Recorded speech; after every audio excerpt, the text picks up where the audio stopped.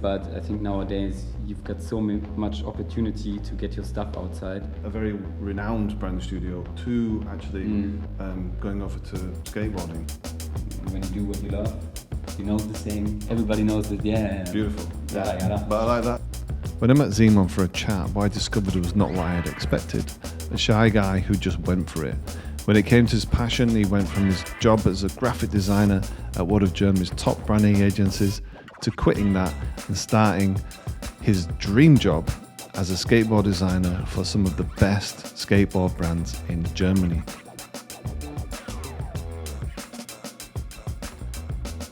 Stick around to the end to hear Simon's advice on how you can follow in his footsteps. Now, before we get into this video, don't forget to subscribe to get regular videos just like this, all on design and everything branding. Leave a comment down below and we'll try our best to answer all of them. What's good, everybody, and welcome back to Hyperfocus. Today I am joined by Simon. Thanks for having me. Absolute pleasure to have you here. I think it's going to be a really interesting talk today because Simon and I have known each other for a very long time. Simon is in fact my brother-in-law, but he has a lot of history with design and branding, and he's currently working as a designer at a skateboard company coming from branding. So yeah, without me saying too much, would you like to introduce yourself a little bit? Yeah, sure. Yeah. I'm Simon, 35 years old, yeah, and as Paul was saying, we've known each other for a long time. I started my career as a media designer, and now I'm working as a skateboard designer, which I think is pretty much living the dream for a lot of people. I know for me, I mean, both of us have been in or have had skateboarding involved in our lives somehow for a very long time. Yeah. I also had the pleasure of working a little bit in the skateboard industry, but you have gone full time and are doing a lot of that. And I think it's going to be super interesting to try and get a couple of insights into where you've come from and what you've done. So, where are you right now? You're working for Mutabor skateboards, is that right? I'm working for Quarter Distribution. Okay. It's a distributor for skateboarding goods, and we've got a few brands like Mutabor Skateboards. It's a German brand. I think it's in Germany since 2008. Okay. And Uber Skateboards, and yeah, we've got a couple smaller brands like, I don't know, for example, Supply, hardware goods. Yeah. Nice. And I mean, the funny thing is, I mean, you started actually in brand design, right? So you're working for, there's an agency here in Hamburg called Mutabor. Yeah. And you worked there for quite a few years. 5 years. Yeah. So you were originally at uni, you studied media communication, you said, and then you went on to... No. Tell me, let's discuss. Yeah, it was a little bit different. I'm learning for me, as well today. I don't want to start like too early in my life, but I never knew what I wanted to do, and it was a little accident that I landed in an agency in Düsseldorf, where I originally came from, and I knew that studying at a university was nothing for me. So, okay. And by accident I got to this agency in Düsseldorf, and then I knew I wanted to be a medium designer. I think this is the English word. In Germany it's Mediengestalter. Okay, what is a media designer? What does that mean? Because I have not heard that before. You basically work in lots of different types of media, or? I mean what's the word? Ausbildung. The apprenticeship. Yeah, the apprenticeship. You get lots of fields. You've got this, like, for me, the best sentence was do everything from conception to Reinzeichnung. Okay, yeah, that's like the production side of things. That's the production side, so you do everything. And this was the main thing for me I wanted to do. And then I got from Düsseldorf to Bremen, from Bremen to Hamburg in this branding agency you were talking about earlier. Nice, cool. That's an awesome journey, and I think like for like a lot of, I mean, maybe younger designers or people who are just kind of on their way. It's really interesting Yeah. to kind of understand like where you came from, because I think you kind of went a bit of, okay, it was a little bit different, not going to uni, but there's still that kind of classical, get into an agency and start designing. But the interest, I think also, one of the things that I also want to talk about as well today is that transition from actually going from a branding studio, a very renowned branding studio, to actually going over to skateboarding. Yeah. How did that? Yeah, so skateboarding was always my passion. So I don't know, since 2000 or something, or the really late 90s. And I had a longer period where I wasn't skateboarding, but always interested into this.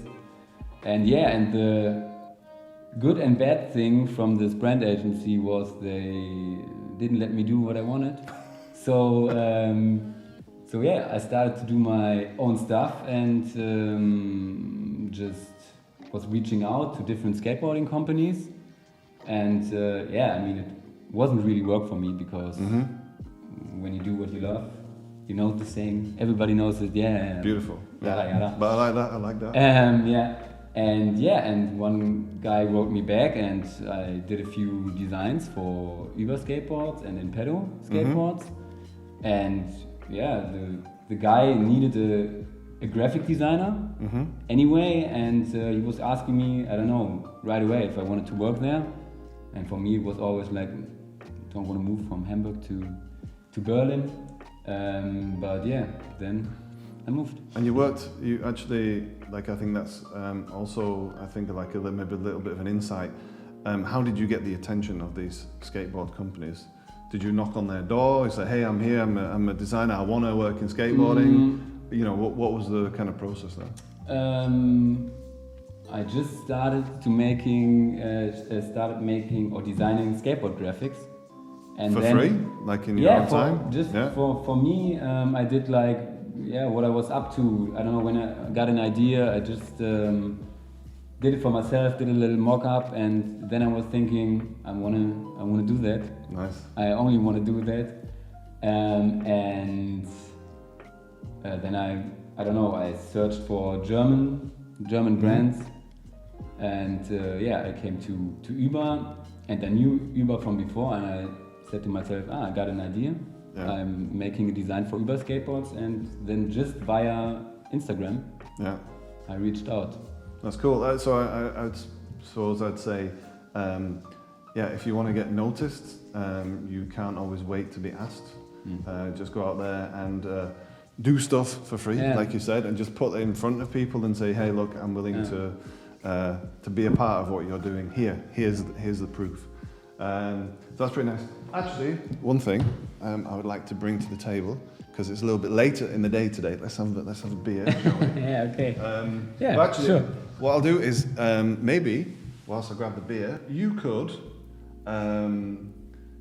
tell the people what like the everyday day is like for you. What's like a normal kind of day in the day of a design of the skateboarder? Totally. All right. So it's maybe first things first. I don't design 24/7 skateboard decks. I'm thinking about it 24/7, and thinking about campaigns and everything. But since we are like for European size, I would say a pretty big distribution in skateboarding, but we are a small team, so at the moment I'm doing like everything. Like everybody who's working there is doing everything. So even the shitty work, like doing Excel files and stuff like this, but since it's all about skateboarding, it doesn't hurt that much to do stuff like this. So it's not so glamorous, but it's still enjoyable. It's totally enjoyable. Love, right? Yeah, even, cheers. I don't know, cheers and thank you. Cheers. It's still skateboarding. So even the worst tasks are like, I don't know, when you're talking to a client, you basically talking to a skateboarder. So most of the times, I mean, there are different ones, but most of the time you're talking to people, they do the same as you, or are in the same kind of tribe. I don't know. No, So nice. Tribe is a good word. yeah, and I was talking a lot lately, but I didn't tell them anything about a normal day. But you're designing skateboards. Yeah, Do you get to design I'm skateboards? designing skateboards, packaging for everything around skateboarding. So bearings, I don't know, Wheels, I'm making grip heads, tape. wheels, yeah, so everything. And the big part of my job is, since we are distribution, I have to do a lot of artwork checking for clients, for small brands, for other skate shops, or even do like an artwork service, could say. So they have an idea, they got an idea, and I will help them, or even draw them something, design them something they can have on their skateboard. Cool. I mean, this channel is all about branding, and I think skateboarding and brand identity go hand in hand. They're so closely related. We actually did a video all about skateboarding and being weird and crazy, and just, I don't know, how skateboarding influenced us here at Hyperfocus. So I'll leave a link above for you to actually check that video out. But I do have a question, because I was skateboarding a very long time ago. How has skateboarding changed today from how it used to be, especially with how people are connecting with brands and actually getting themselves seen? So, in my opinion, it's totally different from 20 years ago. So, I don't know, you don't go in the streets with your friends taking footage, and you do need friends with a camera or something and make your own sponsor me tape. Now it's totally different. It's like people are putting out their own stuff, and a lot of it on Instagram, TikTok. I'm not that into TikTok, but I think a lot of them are putting stuff out on TikTok. And I think the brands notice skaters through social media nowadays. So you find someone. So you need a good following before brands will actually take you seriously. Yeah. Okay. And I think today it's not about who's doing the gnarliest tricks and everything. It's, I think, even more about the creativity, what you put out, or like the groups that are there. So when there is like a group of, I don't know, like Fucking Awesome is maybe a bad example, because everybody's using this, but you have this crowd of like kids, and they're getting noticed, and then they get sponsored by Jason Dill and Anthony van Engelen, only because they're hanging around the store. But I think it's social media. Social media plays a big part in skateboarding and getting noticed, and the brands actually coming together. The next question that I have for you is, in this kind of impromptu get together and have a chat and beers with you guys talking about skateboarding, brands and design, is what's the future? I mean, how do brands collaborate with the skate scene moving forward? Because back in the day, the smaller skate brands were the scene. I mean, these were the people that were calling the shots. You know, they built skateboarding in some sense of the word, especially in the 90s. How is it today with brands? How do skateboarders and brands actually talk with each other? What kind of influence do they have? You know, what's the next thing for the scene? Well, that's a big question. That's a big question. I think with the whole Olympia thing, and there will be Olympics, there will be like two not parts. There will be two different types of skateboarding: the core scene and the mainstream scene. Yeah. And I think still the ones who making the trends, even for the mainstream, after a while, will be still the core ones. The small ones, the creative ones, they will set trends and everything. And I think that this or those influencer skaters, they will be around, but I think it'll start to disappear. Yeah. Okay. We've got the dog down here as well, Lexi. Yeah. Cool. All right. I mean, do you have any kind of final words for the young budding designer who loves skateboarding, who wants to get into skateboarding, design a brand in skateboarding? Totally. The best thing is start with your own stuff, with your own gang, doing stuff for it, because if you're making good design, it will get noticed in skateboarding. Even if you have a small channel or a YouTube channel or Instagram channel, and I can say, for example, I'm the shy kind of guy, so I'm not really good to go to someone and here's my design and everything and stuff like this. But I think nowadays you've got so much opportunity to get your stuff outside, and even if you don't connect with skaters at the moment and you wanted to do something, just do something. Send your design out, so they notice you, and maybe someone will reach out to you. Don't give up after the first, or I don't know, the first few people you sent something in. I don't know how many brands I sent something, but the second one gave me an answer where I'm working now, but in the time he answered me, I sent like a bunch of stuff out. Awesome, man. Thank you. Wise words, as always. I really wanted to share a conversation with Simon with you, because we talk about this stuff time and time again when we get the chance to catch up. Very, very insightful. I hope that gives you guys some encouragement to go out there and